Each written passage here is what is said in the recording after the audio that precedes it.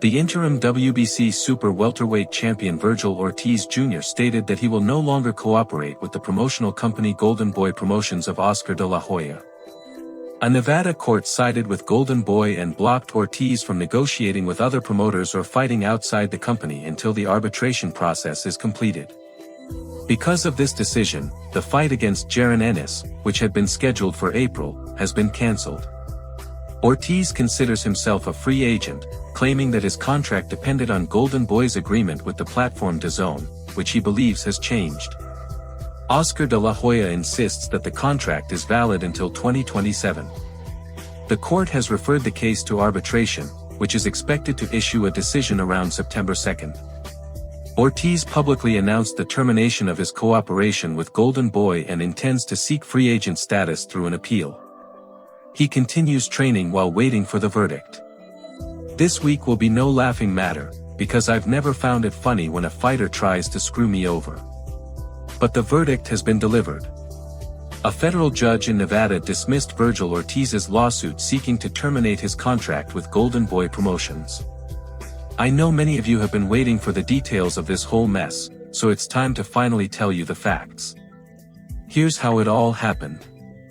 I hadn't heard anything from Vergil Ortiz since his fight in November, where he openly praised me, saying I'm a great guy and a great promoter.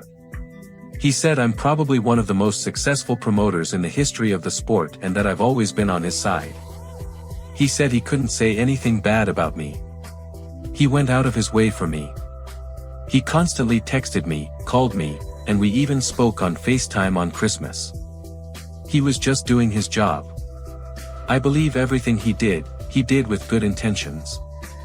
We had our disagreements, but I can't say anything bad about him. So everything was fine, right? His father even sent me a message on Christmas.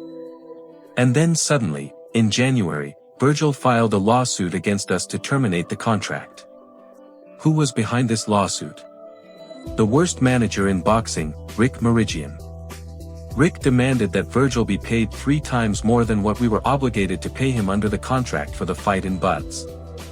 We were ready for the fight, and I was trying to make sure he earned as much money as possible. But Rick, being the selfish jerk that he is, tried to line his own pockets and thought the grass was greener on the other side.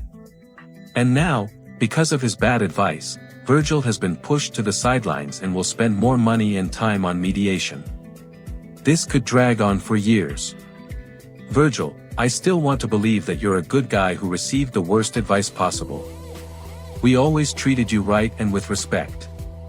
Remember when we were in Texas and I sent President Eric Gomez to sit with you while you and your father were crying because you had to pull out of the fight the week before?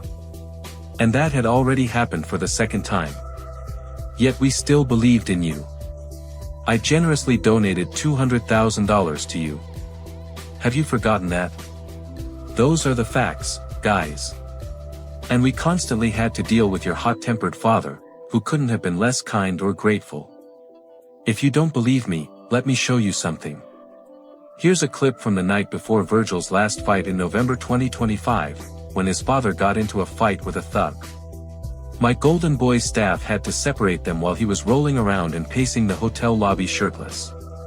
Of course, my team was kind enough to protect you, Vergil, and asked the man your father attacked not to press charges. Jesus Christ, this is the kind of mess I have to deal with.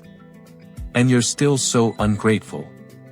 I protected you like my own, and you turned your back on me. Vergil, I know what lies Rick fed you, and I understand how deeply you're stuck in this mess. You'll continue paying legal fees and wasting money. Rick didn't tell you that you might not fight for years, just like what happened with Mikey Garcia. From a legal standpoint, that's exactly where this is heading. The judge has already ruled against you, but it's not too late to fix this. I'm speaking to you as fighter to fighter. You need to change your team. They're dragging you down, and we can all see it. If you don't change your team, this will be another sad ending for yet another potential boxing star. Even though you tried to set me up, I still wish the best for all my fighters and always will. Dimitri Bivol stated that he would like to test himself in the cruiserweight division. It's not that Gilberto Ramirez inspired him to move up to cruiserweight, it's simply an internal desire to achieve something more. Why not? Why not try himself at cruiserweight? That idea is definitely there. Yes, Paulie Malignaggi harshly criticized the Canelo Alvarez vs Gennady Golovkin trilogy. Take Canelo Alvarez, for example. Why is his rivalry with Gennady Golovkin considered one of the greatest? Golovkin was robbed in the first fight, and maybe even in the second. Then Canelo waited 75 years before agreeing to the third fight so that his opponent would get older. Kali Sauerland wants the International Boxing Federation to strip Alexander Usyk of the IBF title and have it contested in a fight between Deontay Wilder and Derek Chisora. Boxing is boxing. There are many other gladiators. Two of them are Deontay Wilder and Derek Chisora. A huge fight between them on April 4th at the O2 Arena could become a spectacular climax to their careers. Alexander Usyk has not yet made a mandatory defense of the IBF title as the organization's heavyweight champion. Considering Chisora's position at the top of the heavyweight rankings, Wilder's status, and the high-profile nature of the fight, the opportunity to fight for the belt would be a great addition for them. That's boxing politics. We will talk with the IBF to see if this situation can somehow be resolved, and we will lobby for this step. That's all for today, friends. Thank you very much for watching. This was Alexander Petrov. Write your opinions in the comments, leave a like, subscribe to the channel, and see you in the next episode. Goodbye everyone.